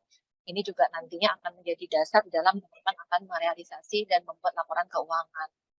Yang terakhir adalah jadwal produksi. Sudah dicantumkan bahwa semua proposal dan kelengkapannya disertai dengan jadwal produksi yang menyatakan bahwa film ini bisa diproduksi dalam jangka waktu dari Juli sampai Oktober 2023. Seperti itu. Jadi kalau misalnya ada film dokumenter misalnya, tetapi objek yang diangkat itu baru bisa disyuting di bulan November gitu, karena menyangkut ritus gitu. Nah, berarti itu tidak bisa gitu. Atau mungkin ada wawancara dengan tokoh narasumber, tetapi narasumbernya ini berhalangan dan baru bisa disyuting di akhir Oktober, sehingga nanti pasca produksinya sampai November. Nah ini tentunya menjadi pertimbangan-pertimbangan teknis yang agak sulit lah untuk bisa diterima di dalam program ini gitu. Ini beberapa poin-poinnya tadi. Kemudian juga tadi juga sudah sekilas ya, semua persyaratan-persyaratan tadi menjadi dasar di dalam melakukan penilaian. Pertama kita juga mereview rekam jejak tadi ya dari tim intinya terutama, walaupun itu tidak yang utama, karena yang utama tetap gagasan film dan rencana film itu sendiri. Kita bisa mempertimbangkan kalau misalnya ada kelompok yang mungkin baru satu kali gitu, tapi ternyata pengalaman saudaranya bagus, bisa jadi itu menjadi pertimbangan. Tapi semakin lengkap, semakin sesuai kriteria, tentunya peluang untuk terpilih akan semakin besar. Kemudian juga kesesuaian tema, kesesuaian dengan segmentasi anak, persyaratan yang lengkap, dan juga originalitas cerita, anggaran, dan waktu produksi. Jadi semua persyaratan yang dikumpulkan tadi semuanya juga menjadi dasar untuk penilaian. Jadi sebaiknya teman-teman juga benar-benar mempersiapkan semua kelengkapannya itu dengan sebaik-baiknya. Itu mungkin sedikit tambahan yang terakhir. Selain dana produksi, juga akan ada pendampingan dari produser kreatif Indonesia TV yang sore ini teman-teman dari produser ikut hadir ya. Ada Mas Tony, ada Mbak Ebe, ada Mas Agung, kemudian Mas Agus Maki, dan juga Mas Rianto. Nanti dari kita akan membantu mendampingi untuk 20 proposal terpilih, yaitu 10 dokumenter dan 10 film fiksi gitu. Dan juga nanti pada saat setelah pengumuman akan ada bimbingan teknis di Jakarta selama 3 hari gitu ya, di mana nanti akan ada penandatangan MOU, akan ada pembekalan secara kreatif, pembekalan secara administrasi, dan juga sekaligus proses mentoring awal dengan para produser pendamping. Itu mungkin dari saya, Mas Agung, saya kembalikan. Ya, terima kasih Mbak Rina. Ini menjawab begitu banyak pertanyaan, langsung disapu habis pertanyaan-pertanyaannya sepertinya. Dan memang ini kan ada pertanyaan yang mendasar mungkin ya, saya sedikit menyambung gitu, karena layar anak Indonesia TV ini akan ditayangkan nantinya gitu kan untuk Indonesia TV ya. Mungkin sedikit dijelaskan Mbak Rina, maksudnya Indonesia.tv ini mungkin banyak yang juga belum terlalu tahu gitu, bisa sekalian dijelaskan? Oke. Apa sih layar Indonesia TV itu apa sih sebenarnya? Ya. Sebentar, aku tadi ada share screen yang ada satu materi yang belum aku izin tambah lagi slide-nya untuk yang terakhir ya. Ini distribusinya kemana gitu ya. Jadi layar anak Indonesia TV ini adalah pada dasarnya adalah upaya dari Indonesia TV memberikan kesempatan berkontribusi membuat program untuk program anak di Indonesia TV. Jadi hasil dari film dari program layar anak ini akan menjadi program yang akan ditayangkan tanpa batas waktu di Indonesia TV gitu. Dan yang kedua, tentunya Indonesia TV ini dalam rangka menyebarluaskan film-film yang diproduksi oleh Indonesia TV juga bekerja sama dengan platform lain yang bekerja sama dengan Kemendikbudristek, seperti mungkin nanti ke depannya bisa dengan in-flight Garuda, atau nanti bisa dengan OTT nasional yang lain gitu, seperti dengan IndiHome gitu.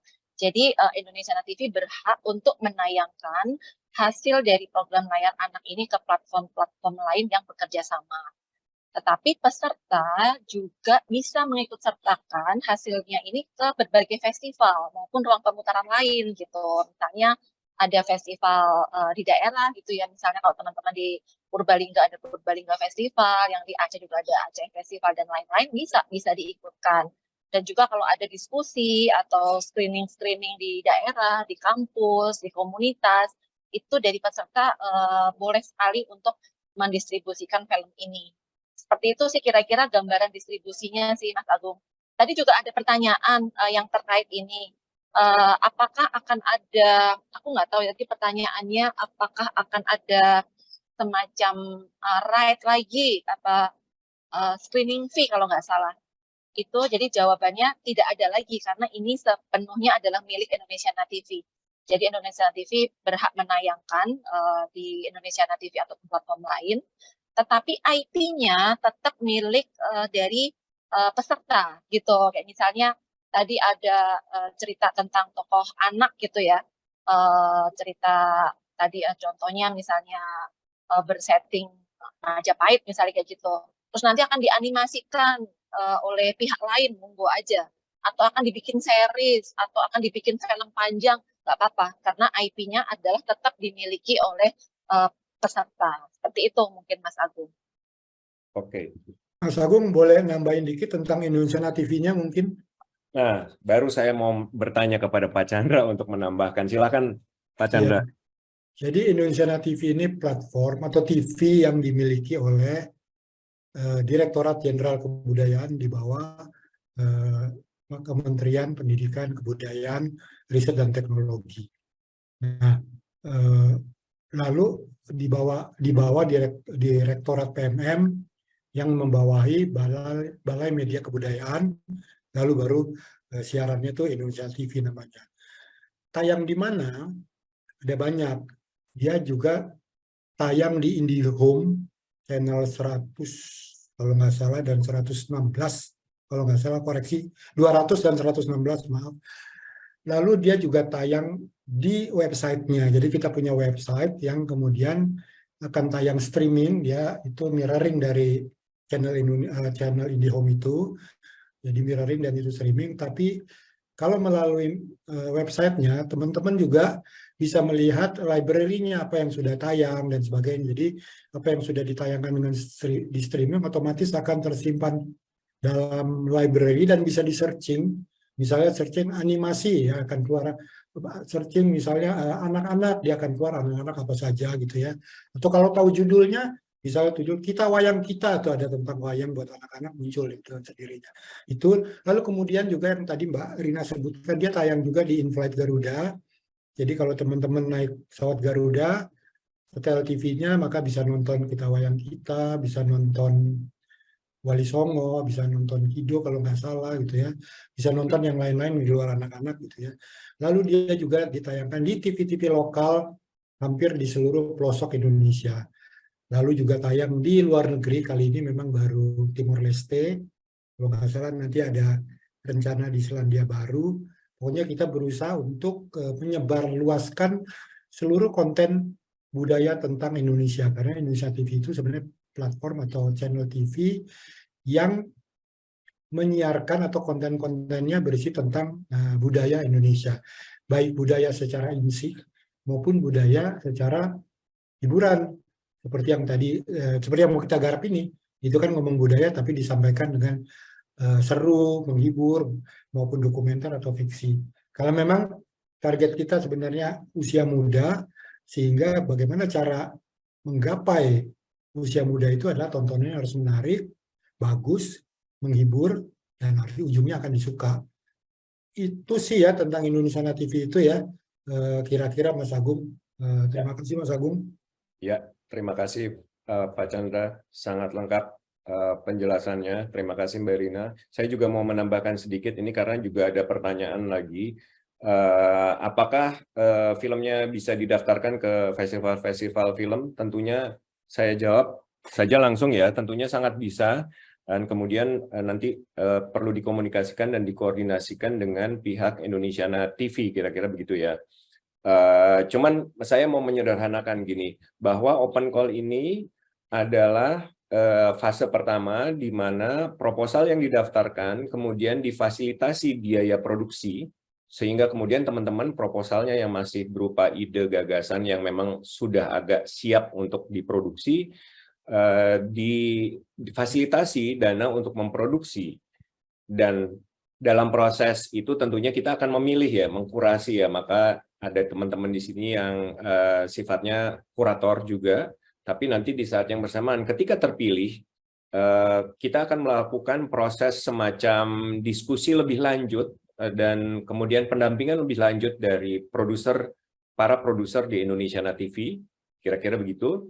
Dan kemudian setelah itu si film siap untuk diproduksi dan kemudian pada akhirnya akan diselesaikan filmnya dan kemudian diserah terimakan kembali kepada pihak Indonesia TV yang kemudian akan ditayangkan di kanal budaya milik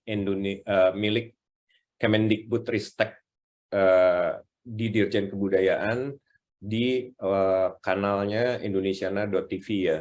Dan karena indonesiana.tv ini adalah kanal yang masih mencoba menjalin kerjasama dengan beragam pihak. Jadi sangat mungkin sekali kemudian konten ini didistribusikan seperti tadi penjelasannya Mbak Rina dan diputar, ditayangkan bahkan di pesawat, di OTT yang bekerja sama dengan pihak Indonesiana.tv ya. Kira-kira itu sedikit tambahannya. Mungkin juga ada pertanyaan yang terkait dengan teknis lainnya bisa disampaikan. Ada yang terlalu detail sih, seperti time code transcription ya. Mungkin itu nanti masukin dulu aja proposal konsepnya, dan harus ada RAB, rencana anggaran, rancangan anggarannya, dan kemudian ada timeline rencana produksi yang sudah disampaikan tadi oleh Mbak Rina ya. Jadi sekitar bulan Juli sampai Oktober diharapkan filmnya sudah selesai ditayangkan, sehingga juga ada ancar-ancar konsep seperti apa yang bisa diproduksi dengan dana yang tadi sudah disampaikan, jumlah dana yang disampaikan, dan kurun waktu yang sudah ditetapkan kira-kiranya, yang visible atau sangat memungkinkan buat teman-teman untuk diproduksi dalam kerangka waktu itu. Atau bahkan tadi ada yang sudah diproduksi setengah jalan, mungkin karena temanya cocok, silahkan didaftarkan, disubmit, dan kemudian tentunya kami akan mengkurasi dan memilih. Kalau memang secara tema dan secara kesesuaian dengan persyaratannya masuk, tentunya ada kemungkinan bisa dipilih. Kira-kira seperti itu ya, tambahan dari saya. Nah, ini saya nggak ngerti, mungkin ada pertanyaan yang bisa dijawab lagi oleh Mbak Rina ya. Maksudnya ini terkait dengan dari CV K Sejang, Ma Bobi ya. Kami punya CV yang bergerak pada bidang jasa informasi pariwisata KBLI 79911, meliputi informasi media cetak, elektronik, atau media komunikasi lain. Apakah kami bisa memenuhi kriteria untuk mengusulkan bantuan? Terima kasih atas jawabannya. Kira-kira gimana tuh, Mbak? Ya, thank you Mas Agus. Pertanyaan ini sebenarnya sudah pernah muncul di sosial media kita ya, menanyakan hal yang serupa, dan kita juga sudah mendiskusikan di internal terkait hal ini gitu. Jadi pada dasarnya kita memutuskan bahwa boleh ikut. Tetapi pada saat ketika nanti di keputusan final misalnya ada peserta lain yang sama-sama bagus, tetapi kelengkapan PT atau CV-nya itu adalah bergerak di bidang film, tentunya kita akan lebih prefer untuk memilih yang sesuai atau yang bidang film gitu. Jadi hal-hal teknis itu barangkali tetap akan menjadi pertimbangan akhir. Walaupun yang utama kita akan tetap mempertimbangkan dari aspek kreatif usulan filmnya. Seperti itu ya Mas Agung ya, kemarin ya, di internal kita mendiskusikan tentang kategori ini. Ya, jadi pada dasarnya badan hukum apapun terkait dengan badan usaha apapun gitu, selama tentunya kita akan memprioritaskan ya Mbak ya, akan memprioritaskan yang berbadan usaha dan terkait dengan izin produksi perfilman.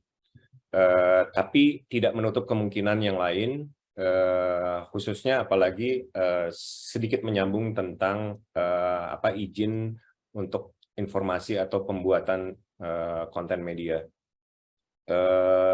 Kemudian saya lanjut sedikit ke pertanyaan berikutnya. Ini sebenarnya pertanyaannya bisa saya jawab sepertinya dari Prisma Dewi. Untuk lampiran-lampiran seperti time code, transcription, credit, title, produksi ini dikumpulkan saat proses pitch deck atau setelah proposal terpilih. Jadi seperti yang tadi saya atau sudah dijelaskan dengan beberapa narasumber juga, bahwa proses pendaftaran ini adalah proposal konsep film dan RAB gitu ya, dan timeline yang kemudian nanti kalau terpilih atau dipilih untuk difasilitasi dananya, baru kemudian ada proses pendampingan produksi dan berproduksi. Setelah itu kemudian setelah tentunya produksinya selesai, akan serah terimakan kepada pihak Indonesiana TV, baru detail-detail teknis persyaratan spesifikasi delivery materialnya, istilahnya baru dipenuhi di sana, seperti credit title tentunya tidak perlu di awal ya, karena kan tim atau krunya mungkin belum bisa fix, sehingga itu nanti setelah diproduksi. Kira-kira itu bisa langsung saya jawab ya. Kemudian ada pertanyaan lain, sebenarnya sebentar. Oh, kalau RAB ada sedikit penjelasan nggak tentang RAB, Mbak Rina? Untuk RAB, sebenarnya kita tidak punya format yang sifatnya baku. Tapi bagaimana menyusun RAB, dari kita ingin memastikan bahwa semua unsur dalam produksi itu sudah tercover gitu. Yang tadi sudah saya sampaikan, misalnya dalam praproduksi itu biasanya ada mungkin survei lokasi, misalnya itu sudah tercover. Kalau dokumenter ya sudah ada proses, misalnya riset visual atau riset yang akan dilakukan gitu sudah tercover. Pada saat syuting juga sewa peralatan, kemudian pembayaran kru atau pemain itu juga sudah tercover. Kemudian kalau hal-hal yang bersifat artistik juga sudah tercover. Di pasca produksi juga seperti itu. Sudah ada biaya editing, sudah ada biaya mungkin mixing gitu, sehingga kita bisa membaca bahwa dari biaya yang kita berikan nantinya tidak ada lagi yang tertinggal. Takutnya nanti kayak ini, oh yang ini kita belum termasuk ini, belum termasuk itu. Nah, kita cuma memastikan bahwa dari biaya itu memang sudah nantinya bisa mendeliver film sesuai dengan konsep yang diajukan gitu. Tapi formatnya sebenarnya kita bebaskan teman-teman menggunakan bentuk-bentuk format yang mungkin familiar gitu. Oke, siap. Ini pertanyaannya tambah banyak. Apakah untuk PT apa saja berkas yang harus diserahkan untuk memenuhi persyaratan, Mbak Rina? Kayaknya kalau hal-hal teknis itu sudah ada di itu ya, teman-teman bisa buka websitenya gitu. Kebetulan ini saya tidak membaca ininya, tapi yang jelas memastikan bahwa CV itu masih atau lembaga ini masih hidup ya, tidak dalam keadaan expire atau sudah mati gitu, karena nanti kelengkapannya itu akan menyertakan faktur pajak pada saat istilahnya pembayaran gitu. Dan biasanya CV-CV yang sudah tidak aktif akan sulit mendapatkan kelengkapan faktur pajak dan lain-lain gitu. Jadi memastikan dokumennya itu memang masih aktif beroperasi dengan kelengkapannya. Oke, berarti ada informasinya di websitenya ya. Nanti langsung akses aja ke websitenya, ada KAK-nya, sangat detail di sana, jadi bisa dibaca dulu satu persatu. Hati-hati bacanya, karena memang ada beberapa persyaratan yang harus dibaca secara detail gitu. Kemudian ini ada pertanyaan berikutnya adalah sebentar, apakah lembaga sekolah dapat mendaftar dan mengirimkan proposal? Mungkin kalau ini bisa Mbak Dian kali ya, atau teman-teman dari Indonesiana TV mungkin, terkait lembaga sekolah. Mbak Dian, ready? Bisa membantu untuk menjawab, Mbak Dian? Mbak Dian? Ya, aku turut jawab. Silakan. Dia lagi mau jawab, Pak. Iya, saya izin jawab. Ya. Kalau untuk lembaga sekolah, sebenarnya kalau berbasis sekolah kayaknya belum bisa, karena kan kita mengakomodirnya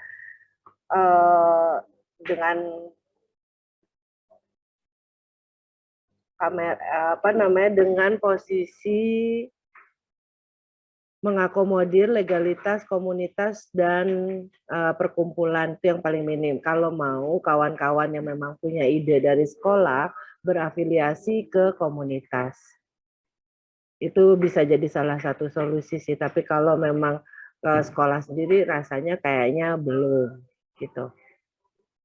Jadi artinya siapapun yang di sekolah atau yang di kampus itu berafiliasi justru kepada komunitas ya. Iya, atau terus kemudian punya kawan yang punya PT umpamanya begitu. Mau nggak mau kayak gitu.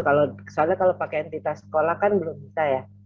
Ya, artinya yang mengajukan bukan sekolah, tapi individu Iya. yang mungkin kebetulan sedang bekerja di sekolah, kira-kira begitu ya? Iya, betul, Mas Agung. Iya. Oke, mudah-mudahan cukup jelas jawabannya. Terima kasih Mbak Dian atas responsnya. Kemudian ini ada pertanyaan yang juga perlu diketahui oleh banyak teman-teman adalah apakah boleh mengangkat tema budaya di luar domisili rumah produksinya?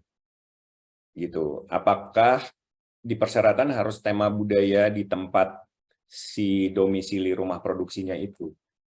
Itu Iya. mungkin bisa dijawab, Mbak Rina? Ya, ya, pada dasarnya ketika kita menyusun persyaratan, sebenarnya dasar pemikirannya adalah kita ingin bagaimana program ini juga sekaligus berkontribusi pada mengembangkan atau memperkuat ekosistem perfilman di daerah-daerah gitu.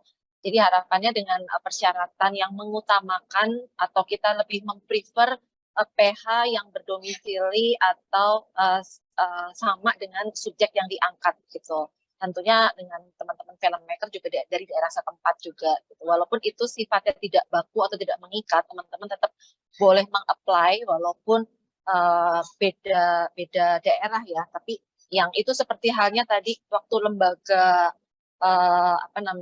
apakah perusahaan boleh tidak di bidang film? Jawabannya boleh. Tetapi ketika nanti pada saat penilaian akhir ada peserta lain yang sama-sama bagusnya, tentunya kita akan lebih memilih yang sesuai dengan persyaratan kita. Nah, seperti halnya persyaratan yang menyangkut domisili perusahaan dan lokasi subjek. Tetap boleh mengirimkan, tapi tetap akan kita seleksi, akan kita nilai proposalnya, tapi ketika di ending nanti akan ada proposal yang sama-sama bagusnya, tentunya kita akan lebih memilih yang sesuai dengan domisili gitu. Jadi kalau ditanya boleh atau tidak, jawabannya boleh. Siap, Mbak Rina. Jadi bisa ya. Semoga menjawab pertanyaan teman-teman di sini. Karena ini juga ada pertanyaan sederhana. Saya rasa saya bisa meresponsnya. Jadi apakah semuanya harus disubmit lewat formulir digital atau bisa ada beberapa file yang mungkin besar diberikan link tautannya gitu ya. Jadi semacam tautan atau link kepada semacam Google Drive atau cloud service lainnya, tapi ada beberapa yang disubmit mungkin versi ringkasnya seperti RAB versi ringkas gitu, tapi mungkin yang lebih lengkap bisa diberikan tautannya. Kira-kira bisa gitu ya Mbak ya, Mbak Rina ya? Bisa, Mas Agung. Bisa ya, karena kadang-kadang formulir online ini ada batasan megabytes tertentu. Kalau memang ada, ini juga ada pertanyaan, kalau ada trailer, film panjang, kalau ada materi-materi lain yang bisa menjadi data dukung atau memperkuat proposalnya, tentunya bisa disambungkan atau dikaitkan berupa link atau tautan di semacam formulir atau dokumennya ya. Ya, cuman mungkin catatan aja buat teman-teman yang menyertakan link itu kadang-kadang nggak bisa dibuka gitu di kitanya. Nah kalau nggak bisa dibuka biasanya kita juga akan skip ya, karena itu yang yang harus diantisipasi buat teman-teman kalau menyertakan link dari G Drive itu memastikan bahwa dari panitia bisa membuka, itu aja catatannya. Oke, siap. Ini kemudian ada pertanyaan lagi. Tadi kan tertera di ketentuan ditulis durasi 12 menit. Ada batas minimal durasi nggak, Mbak? Nah, ini juga pertanyaan bagus ya, karena kita juga mendiskusikan di panitia. Untuk batasan durasi itu minimal 12 menit dan kita memberikan toleransi sampai 14 menit gitu. Jadi, sudah termasuk credit title ya Mas ya. Jadi 12 menit justru itu minimal termasuk credit title dan yang lain-lain, kalau ada bumper apa segala macam, jadi mungkin isinya sedikit lebih sedikit dari 12 menit, total durasinya termasuk credit title 12 menit ya minimal ya Mbak ya. Oke, semoga itu menjawab. Sekarang saya coba baca lagi pertanyaan berikutnya. Saya coba cek, kita masih sedikit punya waktu untuk menjawab, dan kalau memang ada pertanyaan lagi yang mungkin mau ditanya terkait dengan sisi kreatif juga bisa sih. Ini karena kebetulan para kurator sedang hadir di sini, seluruh kurator dan tentunya para produser dari Indonesiana TV ya. Silakan, karena ini sepertinya pertanyaan-pertanyaannya. Oke, ini mungkin lebih ke Mas Tony ya. Mas Tony Trimarsanto, bagaimana jika dalam pendaftaran proposal ini consent form dari subjek utama atau dari narasumber itu baru terkumpul 50%? Ya. Itu kira-kira gimana tuh Mas? Ya, memang salah satu syarat untuk mendaftarkan dan menjadi bahan pertimbangan adalah consent form yang sudah disepakati oleh calon subjek film. Tetapi seandainya memang secara waktu ataupun teknis tidak semua consent form itu sudah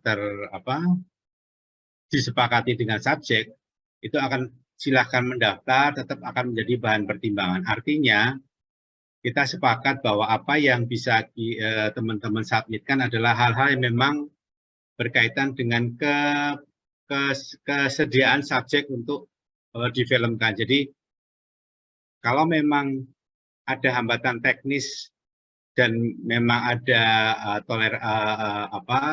membutuhkan toleransi waktu bahwa subjek ini belum bisa memastikan consent form-nya, kita masih akan bisa disusulkan dan itu akan menjadi bahan pertimbangan. Itu Mas Agung. Siap, Mas Tony. Terima kasih atas jawabannya. Ini mungkin ada pertanyaan sedikit balik untuk ke Pak Chandra terkait dengan IP. Apakah ini saya kurang jelas, tapi pertanyaannya gini, apakah film dari existing IP boleh diikut sertakan? Ya, itu maksudnya dia sudah punya IP-nya, mungkin dia sudah punya serialnya atau apa gitu ya. Lalu dia mau buat short film untuk diajukan dana bantuan ke layar anak Indonesia. Saya pikir boleh ya, karena memang pada dasarnya kan IP-nya tetap milik pembuat ya. Mau sudah ada atau nanti baru jadi ya apa-apa. Bisa-bisa itu dari Mas Robi ya, kalau nggak salah ya. Bisa aja Mas Robi gitu. Ya, Mas Robi. Silakan, malah lebih baik karena artinya sudah melewati tahap-tahap awal bahwa desain Anda sudah jadi dan sudah tervalidasi bahkan gitu ya. Gitu. Gitu Mas Agung. Oke, ini sekaligus langsung Pak Chandra yang menjawab nih pertanyaan saya mengenai apakah durasi 12 menit dapat dibagi dalam 3 cerita pendek dalam satu payung cerita yang sama. Butuh kepastian kayaknya itu. Mungkin nanti Mbak Rina bisa nambahin ya, tapi dalam pemikiran saya begini. Kalau dia bagi menjadi 3 itu harus jadi satu kesatuan ya. Satu kesatuan itu entah satu benang merahnya, atau bersambung atau apa gitu ya. Jadi bisa-bisa aja sebenarnya kalau dari saya. Tapi mohon dikoreksi Mbak Rina. Ya, silakan Mbak Rina tambahkan. Ya, pada dasarnya film ini akan diputar di platform Indonesiana TV itu dalam bentuk utuh gitu. Artinya kalau kemudian akan diputar di medium lain gitu ya, itu dipecah 3 itu sebagai kreativitas dari pembuatnya itu memungkinkan. Tapi untuk di kami akan tetap minta versi fullnya sebagai master hasil dari filmnya ini gitu. Itu mungkin tambahan dari saya sih. Oke, siap. Jadi bisa nanti kita baca dulu proposal detailnya kira-kira begitu ya Mbak ya? Ya. Oke. Bisa ini kan artinya secara teknis bisa apapun selama tentunya tadi yang sudah disampaikan oleh teman-teman produser dan kurator adalah kreativitas ya. Namanya kreativitas itu kan membuat sesuatu yang baru, yang unik, yang berbeda. tentunya ide-ide baru sangat disambut, apalagi relevan dengan layar anak Indonesia yang sangat bisa dinikmati oleh anak-anak. Tapi kemudian memang proses pendaftaran ini akan ada kurasi atau seleksi yang nanti terpilih baru akan difasilitasi pendanaan untuk produksi. Kira-kira gitu ya Mbak Rina ya. Mbak Rina, kira-kira ada yang mau ditambahkan lagi nggak? 1-2 catatan untuk teman-teman dari beberapa pertanyaan yang ada di sini? Kalau dari saya sih rasanya sudah semuanya kita bahas, dan melihat respon banyak pertanyaan-pertanyaan ini juga senang banget ya, berarti teman-teman sudah menaruh minat untuk mengikuti. Jadi kita menunggu proposal-proposal yang masuk, dan kita tetap membuka pertanyaan-pertanyaan terus melalui sosial media, bisa melalui DM ataupun juga ada nomor WhatsApp dari panitia yang tercantum di sosial media.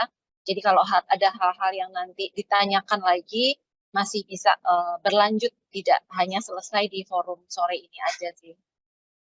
Oke, siap Mbak. Terima kasih atas informasinya. Ini ada masukan sedikit dari Mifa. Jadi dari kelonggaran yang telah disampaikan, karena ada pengalaman formulir digital nggak bisa di-send karena ada file atau pertanyaan yang belum dilengkapi. Mungkin ini bisa jadi pertimbangan untuk diketahui panitia. Kira-kira itu yang disampaikan ada Mifa, Mbak. Ya, memang sistem ini ya, sistem formulir itu kalau lengkap baru bisa diupload. Artinya kalau ada teman-teman yang tidak bisa diupload, itu ada hal-hal teknis yang mungkin kurang sesuai. Misalnya kapasitas dokumen yang diunggah itu melebihi batas maksimal yang dipersyaratkan gitu. Nah, batas maksimal itu ada di spek teknis yang dipersyaratkan. Atau yang kedua, ada isian yang belum diisi. Jadi kayak misalnya ada misalnya CV director tapi nggak ada CV-nya. Nah, mungkin itu perlu diunggah karena kita mensyaratkan misalnya ada CV gitu. Nah, itu ternyata belum. Jadi kalau ada yang tidak bisa diunggah, berarti ada isian-isian yang belum dilengkapi atau belum sesuai dengan spesifikasi teknis dari aplikasi yang untuk mendaftar itu gitu. Oke, siap. Kemudian saya bacakan lagi pertanyaan apa nih? Mohon kalau link nggak bisa dibuka di kadang-kadang. Ya, nanti saya baca lagi sedikit ya. Ini pertanyaannya sudah dijawab cukup banyak yang sudah terjawab seharusnya, seperti yang tadi disampaikan oleh Mbak Rina. Nanti bisa kalau masih ada pertanyaan lagi, kalau masih ada hal yang mau dikepoin, bisa langsung DM ke media sosial atau nomor kontak yang sudah di-share di media sosial. Jadi tolong dicek websitenya dan media sosial dari Indonesiana TV, khususnya layar anak Indonesiana TV ya. Oh ya, ini ada pertanyaan tentang anggaran. Kalau misalnya pihak pembuat film mau juga mengkombinasikan sumber pembiayaan dari luar selain dari program ini, mungkinkah dikombinasikan anggaran itu dari yang program layar anak Indonesiana ini, kemudian dikomunikasikan dengan pihak lain, baik swasta maupun sumber pembiayaan lainnya misalnya. Gimana tuh Mbak? Saya coba menjawab, tapi mungkin nanti kalau ada Mas Chandra menambahkan ya Mas Jan ya, monggo silakan. Intinya Indonesiana TV itu melalui program ini memiliki hak 100% atas hasil output karya ini gitu. Seperti yang sudah kita sampaikan tadi, kita akan memutar di berbagai platform tanpa batasan waktu. Nah, apabila ada kontribusi dari pihak ketiga selama tidak tidak berkonflik dengan hak-hak yang dimiliki oleh Indonesiana TV, saya pikir itu masih bisa kita pertimbangkan. Tapi apabila kontribusi itu mengurangi atau berkaitan dengan hak-hak dari Indonesiana TV, saya pikir itu perlu dikomunikasikan dulu sebelum kerjasama itu terjadi gitu. Misalnya mereka juga minta hak untuk bisa menayangkan di platformnya mereka misalnya, atau mereka punya hak untuk bisa menjual film ini di platform yang lain gitu. Nah, ini yang mungkin perlu diluruskan implikasi dari kerjasama pihak ketiga atau kontribusi dari pihak ketiga itu seperti apa. Seperti itu. Jadi untuk menjawabnya tentunya akan bergantung dari offering dari pihak ketiga itu. Kalau misalnya kontribusinya berupa misalnya kamera boleh pakai dari kameraku nih, misalnya ada satu rental meminjamkan kamera secara gratis, tetapi cukup dari pihak itu minta dimasukkan logo. Nah, saya pikir yang seperti itu masih memungkinkan gitu. Tapi kalau berimplikasi pada hak-hak Indonesiana TV itu yang perlu dibicarakan lebih lanjut. Mungkin dari Mas Jan menambahkan, silahkan Mas Jan. Enggak, udah diborong semua sama Mbak Rina. Terima kasih. Iya, cukup jelas penjelasannya Mbak Rina. Mudah-mudahan teman-teman di sini cukup paham tentang program Layar Anak Indonesiana TV ini. Saya mungkin perlu menjelaskan ulang bahwa Indonesiana TV ini adalah kanal budaya milik Kementerian Pendidikan Kebudayaan, Ristek dan Teknologi dari Dirjen Kebudayaan. Inisiasi programnya terkait dengan Balai Media Kebudayaan yang tentunya ini akan menjadi semacam stasiun televisi sendiri ya.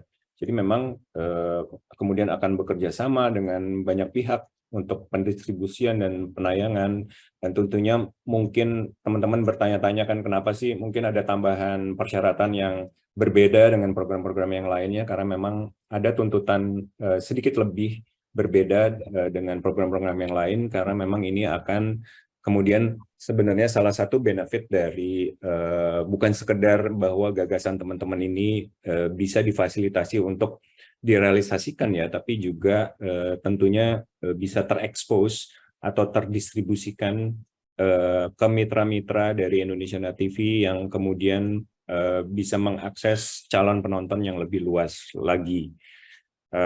Itu tambahannya. Kemudian saya ini melanjut ke dalam pertanyaan berikutnya.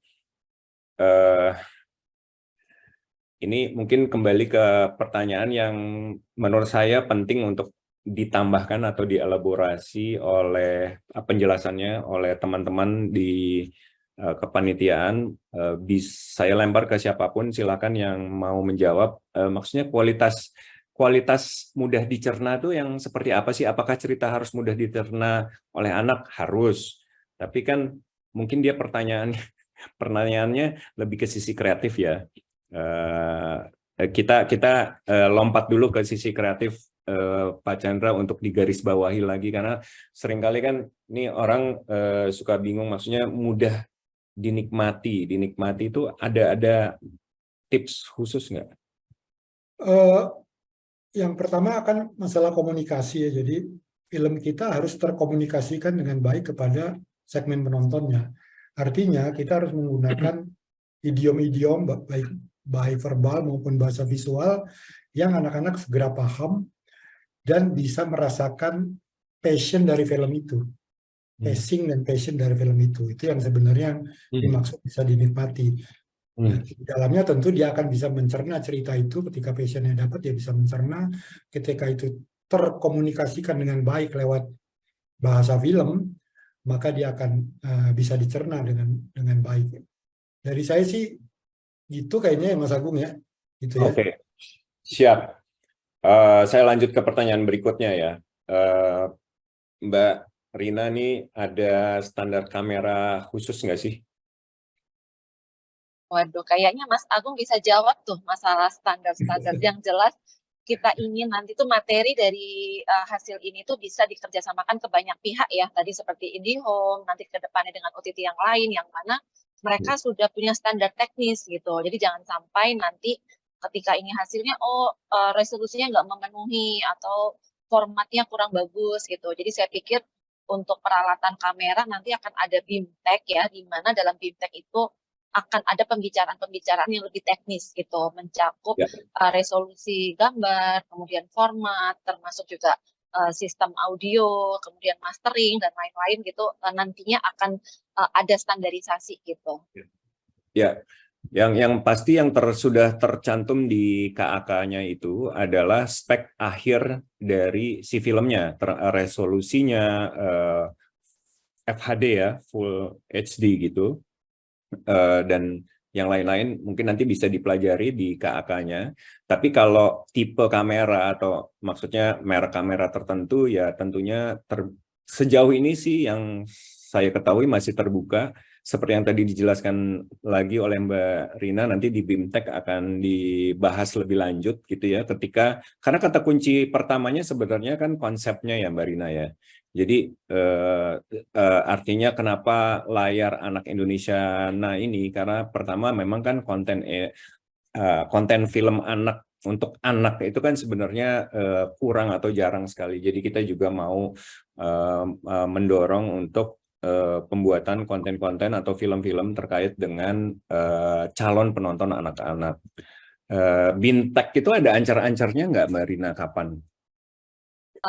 Kalau ancer-ancernya itu kira-kira akhir Juni. Jadi kira-kira timeline besarnya ya. Jadi kita akan tutup pendaftaran di tanggal 16 Mei gitu.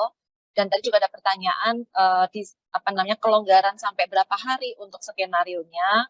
Kita berikan kelonggaran sekitar 5 hari lah gitu. Karena setelah itu kita akan ada final kurasi sampai akhirnya nanti kita akan pilih 40 proposal terbaik. Jadi 20 proposal dokumenter dan 20 proposal fiksi yang sebagai semifinalis gitu. Nah, dari 20 fiksi dan 20 dokumenter ini akan masuk ke babak berikutnya, yaitu babak pitching gitu secara online kepada teman-teman di Indonesia TV. Kemudian di pitching itu teman-teman bisa memperbaiki proposal dan lain-lain untuk meyakinkan kita bahwa siap untuk diproduksi, kemudian secara kreatif juga sudah matang, kemudian secara timeline juga sudah siap gitu. Nah, itu kita akan umumkan di pertengahan Juni dan dilanjutkan dengan BIMTEK di akhir Juni, dan harapannya start praproduksi sampai selesai itu di awal Juli sampai dengan di akhir Oktober. Jadi memang nanti akan ada pitching untuk 40 semifinalis. Ya, oke. Dan sebenarnya mungkin saya sedikit tambahkan, mungkin dari Indonesia TV sendiri membutuhkan banyak konten ya Mbak Rina ya. Ada ini nggak sih? Ada hints sebenarnya Indonesia TV ini cuman program satu-satunya tahun ini, apakah akan ada lagi atau gimana? Kira-kira kode-kode ininya? Kayaknya Pak Chan nih, gimana nih Pak Chan nih kode-kodenya nih? Tentunya kita berharap open call ini akan terus berjalan dan mungkin makin besar dan mungkin makin membuka berbagai genre ya, gitu ya tentunya. Karena memang tujuan kita kan menghasilkan konten dan membuka peluang seluruh sinias di Indonesia untuk berpartisipasi dalam membangun Indonesia TV ini, dalam mensiarkan tentang budaya Indonesia ke seluruh negeri, bahkan seluruh dunia. Gitu kira-kira. Mantap, luar biasa Pak Chandra. Ya, kira-kira itu jawaban dari kode-kode hilalnya. Artinya kita fokus dulu ke program layar anak Indonesia ini, dan semoga tayangan buat anak-anak, buat penonton anak-anak makin berkualitas dan makin banyak ya. Kita semua sepakat itu, dan tentunya teman-teman diminta untuk proaktif berpartisipasi dalam memperbanyak konten tontonan bagi anak-anak. Nah, ini saya lompat ke bagian hal yang paling teknis. Ini sebelum kira-kira kita punya waktu 5 menit lagi. Mas Tony Trimarsanto ini hubungannya sama dokumenter. Hubungannya sangat simpel teknis, tapi pertanyaannya adalah apakah konsen itu perlu bermaterai? Surat persetujuan dari narasumber itu perlu bermaterai? Ya, kalau mungkin memang masih bisa dilakukan dengan materai, itu akan jauh lebih sah ya. Tapi pengalaman saya bahwa misalnya subjeknya adalah anak-anak, lalu dia harus diketahui oleh orang tuanya karena dia adalah belum masuk usia hukum ya, jadi bisa diwakilkan. Kalau menurut saya sih lebih baik ada, karena itu jauh akan lebih kuat, Mas Agung. Itu materai berapa tuh, Mas Tony? Ini teknis banget sih. Teknis banget ya, materai 10.000 biasanya, Mas. Oh gitu ya, siap. Jadi Ya. intinya bahwa bermaterai lebih ideal, dan ini kan pendaftaran fase pertama, nanti yang seperti tadi Mbak Rina sudah jelaskan, yang semifinalis ini akan diminta untuk mempresentasikan langsung kepada para kurator, gitu ya. Karena kadang-kadang banyak juga proposal yang lebih indah daripada kenyataannya nanti, gitu kan. Jadinya ada proses semifinalis dan kemudian ada proses presentasi langsung yang semifinalis ini kepada para kurator dan panitia Indonesiana TV, dan dari situ mungkin ada proses BIMTEK ya, bimbingan langsung yang kita akan menajamkan lagi mungkin dari sisi anggaran sampai sisi kreatifnya ya Mbak Rina ya, dan kemudian sampai satu titik bahwa si naskahnya itu kita kunci, kita putuskan final, dan kemudian siap untuk diproduksi. Kira-kira begitu ya Mbak Rina ya? Ya, betul. Oke, mungkin ini dari, karena Mbak Ebe sudah sepertinya harus ada ini yang lain, jadi saya mungkin minta terakhir Mbak Rina, nanti masing-masing Mas Tony sama Pak Chandra untuk menyampaikan semacam pesan terakhir dalam sesi ini, karena kita harus akhiri. Dan tentunya untuk teman-teman nanti kalau masih ada pertanyaan bisa disampaikan lewat medsos, DM, dan websitenya. Silahkan untuk menutup rangkaian acara ini dari Mbak Rina dulu, baru Mas Tony, dan kemudian Pak Chandra. Ya, oke, selamat sore teman-teman. Jadi ini gunakan kesempatan yang bagus ini ya untuk berkontribusi membuat program anak untuk Indonesiana TV, yang mana kita semua memang sangat merindukan atau ingin lebih banyak punya konten anak-anak kebudayaan, mengenalkan anak-anak pada keberagaman, pada objek-objek kebudayaan, untuk membuat anak-anak Indonesia ini lebih mengenal kebudayaan kita. Jadi segera kumpulkan proposal teman-teman sebelum tanggal 16 Mei. Gitu. Itu aja. Oke, terima kasih Mbak Rina atas input, insight, dan masukannya. Silahkan Mas Tony langsung.